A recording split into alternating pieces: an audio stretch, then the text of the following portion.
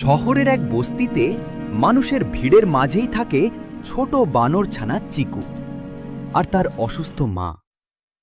একসময় তার মা কাজ করে এই ছোট্ট সংসারটা চালাত, কিন্তু হঠাৎ অসুস্থতায় সে আজ শুয়ে থাকে নিঃশব্দে। চিকু কাজ খুঁজে বের হয়, কিন্তু মানুষ হাসে, বিদ্রূপ করে, তবু সে হাল ছাড়ে না। একদিন পাথর ভাঙার জায়গায় চিকু হাতে তুলে নেয় ভারী হাতুড়ি। দিন শেষে রক্তাক্ত হাতে সে মায়ের জন্য খাবার নিয়ে আসে। মা খায়, আর চিকু দূরে বসে চুপচাপ হাসে।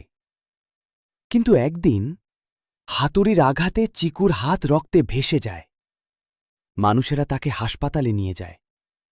সন্ধ্যায় ব্যান্ডেজ বাঁধা হাতে চিকু ঘরে ফেরে।